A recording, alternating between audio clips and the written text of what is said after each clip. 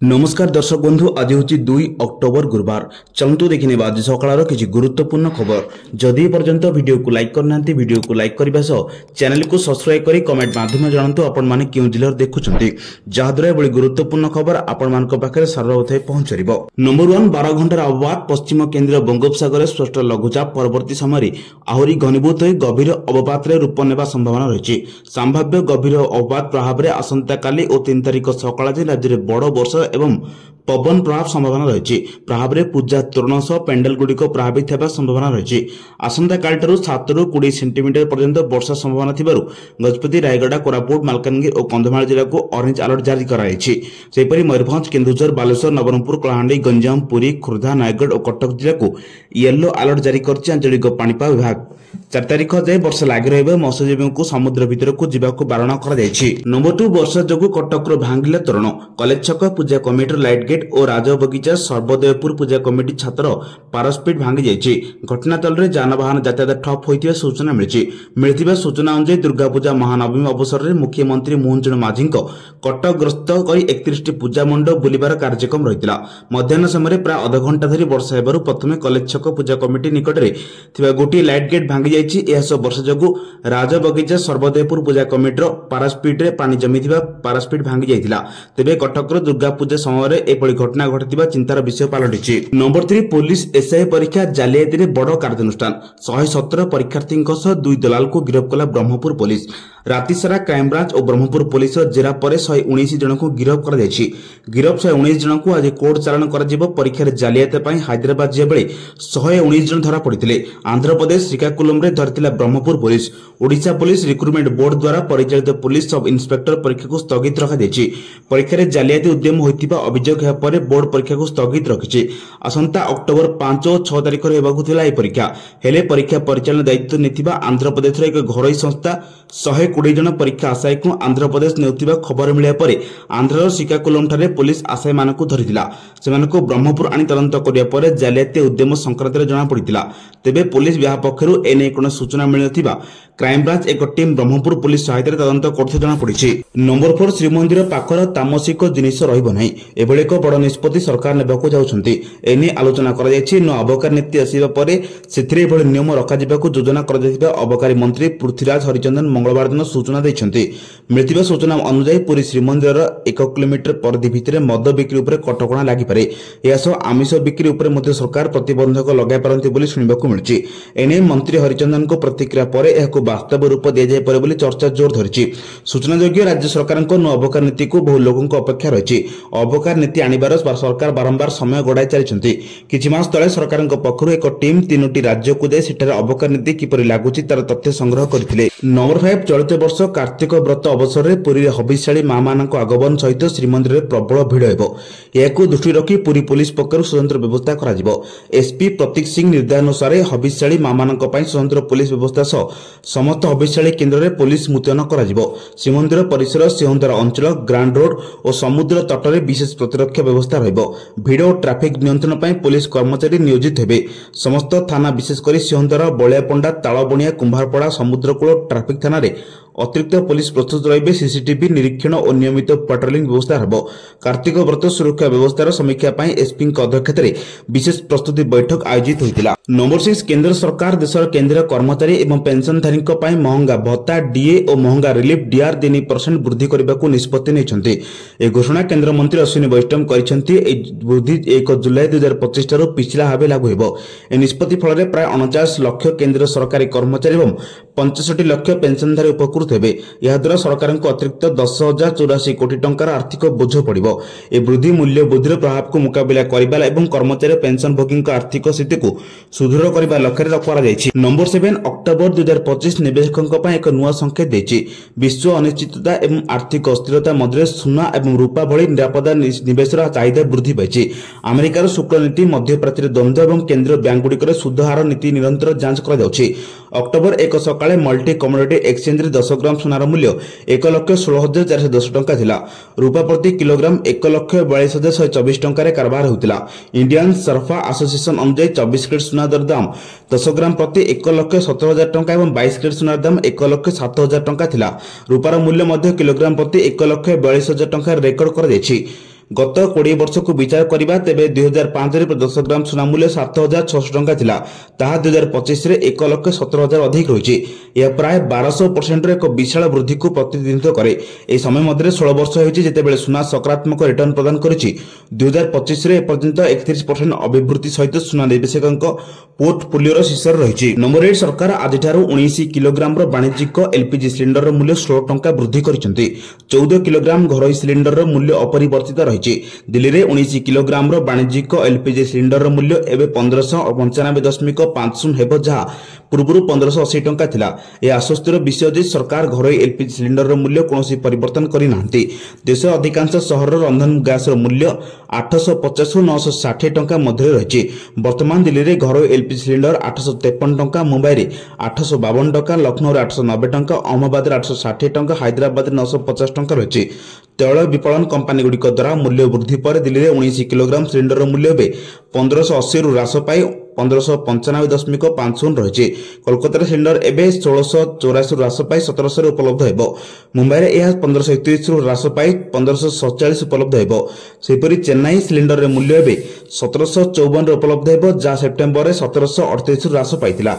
मूल्य मध्य 16 टंका वृद्धि पाइछि। नंबर 9 भारत में पार्वण आरंभ होइछि एवं एही अवसर रे केंद्र सरकार कर्मचारी एक गुरुत्वपूर्ण उपहार दैछन्ति। अर्थ मंत्रालय एक निर्देश जारी करिसन्ति। निर्देश अनुसार केंद्र सरकार तांकर ग्रुप सी एवं अण गेजेट ग्रुप बी कर्मचारी मानकु 30 दिन दरमा सहित बोनस प्रदान करिवे।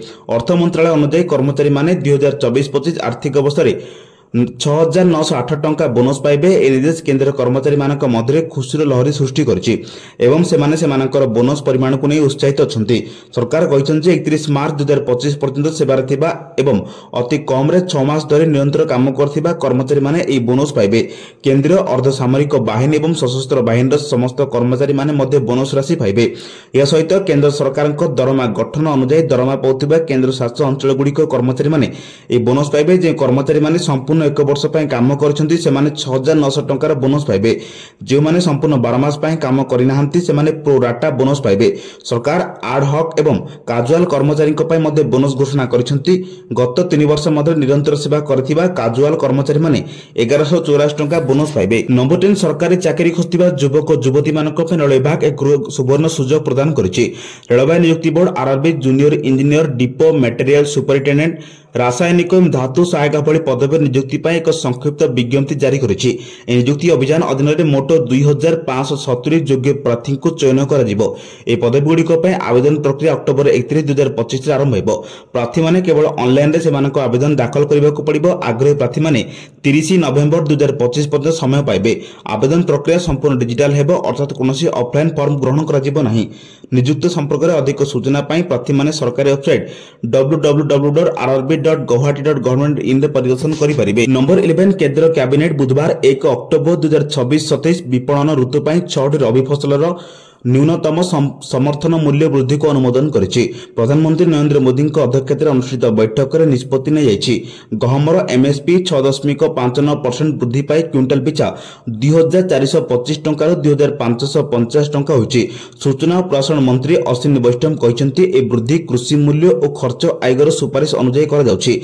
सर्वाधिक वृद्धि सप्लायर पाई 600 टंका वृद्धि 6540 टंका, मजदूर पाई 300 टंका वृद्धि 7000 टंका होइछि। सरस और मुस्टार्ड एमएसपी 250 टंका वृद्धि पाई 6200 टंका एवं चणार मूल्य 225 टंका वृद्धि पाई 5875 टंका होइछि। नंबर 12 कटक सहर शारदीय पूजा मंडप बुली मुख्यमंत्री मोहन चरण माझी बुलीछन्ति। ए अवसर रे कटक सर्किट हाउस रे सांबादिक मानकु सूचना देई मुख्यमंत्री बालीयात्रा ऐतिहासिक बालीयात्रा उत्सव महा आडंबर किभଳି हेबो ताहा करा जेउ बोली कहिसन्ति। उभय पड़िया हाइकोर्ट को अनुमति नहीं बालीयात्रा आयोजन हेबो। ओडिशार ऐतिह्य संपन्न स्टल गुड़िक उपर पड़िया रही पारिबो। एने प्रशासन सहित आलोचना पर प्रशासन निष्पत्ति न बोली मुख्यमंत्री कहिसन्ति। मां को दर्शन करी आनंदित अछि बोली मुख्यमंत्री कहिसन्ति। सारा राज्यवासी किभଳି सुख शांति रहिबे प्रार्थना करिसन्ति। कटक हेउछि भाईचारार सहर और एठी सबबेले शांति श्रृंखला बजाय रहे बोली मुख्यमंत्री कहिसन्ति। दशहरा हेउछि एक तार संबल और सारा ओडिशा को कटक सहर एकांतर मंत्र दैथाय बोली मुख्यमंत्री कहते नंबर 13 प्राणी उद्यान और राज्य उद्भिद उद्यान को राज्य तथा राज्य बाहर बुलवाक आसुवा पर्यटकों खुशी खबर। प्रतिवर्ष भली शीत ऋतु सांग को छोट दिन जोगु नंदनकानन प्राणी उद्यान और राजा उद्यान आज सकाल 8 खोली अपराह 5 बंद रहिबो। नंदनकानन उपनिदेशक सूचना देते ए नियम 2026 मार्च 31 पर्यंत लागू रहिबो, किंतु सप्ताह प्रति सोमवार दिन नंदनकानन बंद रहिबो। नंबर 14 57 केंद्रीय विद्यालय पर खर्च हेबो 5862 कोटी अधिक टंका। ओडिशा रे खोलिबो 6टी धर्मेंद्र प्रधान छात्र छात्री शिक्षागत आवश्यकता पूरण करिबारे एक बड़ पदक्षेप नैछंती। प्रधानमंत्री नरेंद्र मोदी को धन्यवाद जणाइले केंद्रीय मंत्री। जातीय शिक्षा नीति अनुसार प्रथम थर बाल बाटिका को अनुमोदन देशव्यापी गुणात्मक शिक्षा प्रदान करबा एवं केंद्रीय विद्यालय पई थिबा चाहिदा को पूरण करिबारे सहायक हेबो। अक्टोबर 1 तारिख रे प्रधानमंत्री श्री नरेंद्र मोदी अध्यक्षतार बुधवार अनुष्ठित केंद्रीय कैबिनेट बैठक में ओडिशा समेत देशर बेसामरिक क्षेत्र में 57टी नूतन केंद्रीय विद्यालय खोलिबा को प्रस्ताव को अनुमोदन मिलिछि। ए प्रस्ताव में ओडिशार 6टी स्थान में नूतन केंद्रीय विद्यालय खोलिया पई मंजूर दैथिबारु प्रधानमंत्री मोदी को धन्यवाद जणाइछन्ति केंद्र मंत्री धर्मेंद्र प्रधान। से कहिसन्ति ए नूतन विद्यालय गुड़िक प्रतिष्ठा हेबाक थिबा अंचल में छात्र छात्री शिक्षागत आवश्यकता पूर्ण करिबारे एक बड़ पदक्षेप हेबो। ए 57टी नूतन केंद्रीय विद्यालय स्थापना पई मोट 5862.55 कोटी टंका खर्च हेबो बोली आकलन करा जाउछि। नंबर 15 आरएसएस रो उत्सव अवसर में प्रधानमंत्री नरेंद्र मोदी आरएसएस रो अवदान को दर्शाई एक स्मारकी डाक टिकट एवं मुद्रा उन्मोचन करिसन्ति। भारत सरकार संघर गौरवमय 100 वर्षर यात्रा को स्मरण करिया पई आज स्वतंत्र डाक टिकट एवं स्मारकी मुद्रा जारी करिसन्ति। 100 टंकार ए मुद्रा रे गोटी पार्श्व रे जातीय प्रतीक अन्य पार्श्व सिंह सहित मुद्रा भारत मातार एक महिमामय प्रतिछवि रही। आरएसएस दशहरारू यह शतवार्षिक वर्ष कार्यक्रम आरंभ कर कार्यदिन क्रमदिन अधीन 2 अक्टोबर 2025 रु 20 अक्टोबर 2026 पर्यंत सारा देश में 7टी प्रमुख कार्यक्रम अनुष्ठित हेबो। नंबर 16 पश्चिम केंद्रीय बंगोपसागर सृष्टि होइतिबा लघुचाप अवपातर रूप नेछि। विशाखापट्टनम 400 किलोमीटर और गोपालपुर ठारू 420 किलोमीटर दूर रही समुद्र में बल गोटाइबा आगक बढ़ुचे अवपात 24 घंटा भितर उत्तर पश्चिम दिगरे गति करी गभीर अवपातर रूप नेबो। सेही अवस्था रे अक्टोबर 3 रे ओडिशा और आंध्र प्रदेश उपकूल अतिक्रम करिबो। पारादीपରୁ गोपालपुर मध्य अतिक्रम करिबार अधिक संभावना रही। गभीर अवपात प्रभाव में आसंताकाली 2 अक्टोबर एवं 3 तारिख सकाळ जाए राज्य में बड़ वर्षा एवं पवन प्रभाव संभावना रही। एथिपाई पाणीपाग विभाग पक्षर विभिन्न जिला को सतर्क करा जायछि। आसंताकाली जगतसिंहपुर और पुरी में प्रबल अति प्रबल वर्षा नहीं रेड अलर्ट जारी होइछि। उत्तर उपकूल 14 जिला को ऑरेंज अलर्ट सह 9 जिला को येलो अलर्ट जारी होइछि। 3 तारिख सकाळ जाए वर्षा हेबो। लघुचाप प्रभाव में आज उपकूल ओडिशा रे वर्षा लागि रहिछि। एपटे लोके मंडपमा होइतिबारु विभिन्न स्थान रे ट्रैफिक जाम देखा मिलिछि। नंबर 17 दिल्ली सरकार बड़ घोषणा कोविड ड्यूटी थाई शहीद होता कर्मचारी परिवार को मिल 1 कोटी सहायता। दिल्ली रेखा गुप्ता सरकार बड़ घोषणा करिसेंति। कोविड समय ड्यूटी थाई शहीद होता कर्मचारी परिवार को 1 कोटी लेखा सहायता देवाक दिल्ली सरकार घोषणा करिसेंति।